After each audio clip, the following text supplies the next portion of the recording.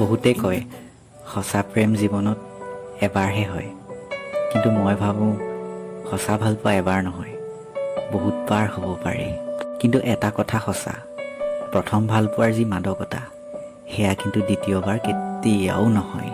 প্ৰথম ভালপোৱাৰ সেই দিনবোৰ সঁচাই মৰম লগা।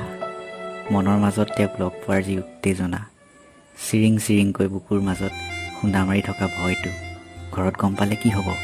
উফ। কেতিয়াবা যে বহুত আঁতৰৰ পৰা তেওঁক দেখিলে সেই যে বিবেকটো শূন্য হৈ পৰে। কি কৰোঁ কি নকৰোঁ, কোনফালে যাওঁ?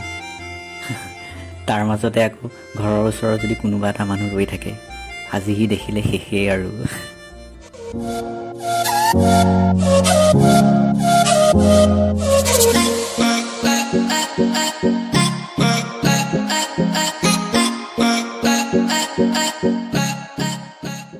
কি যে অনুভৱ আছিল সেইবোৰ, মৰমবোৰ যেন উতলি উঠিছিল।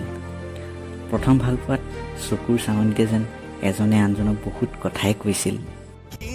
পালে তোমাতে মোৰ দুচকুৱে নোৱাৰা হ'ল থাকিবলে নেদেখাকে। প্ৰথম ভালপোৱাবোৰ যেন আছিল বহুত চঞ্চল, বহুত বদনামী, ইজনে আনজনক যেন ফচাই মাৰিছিল।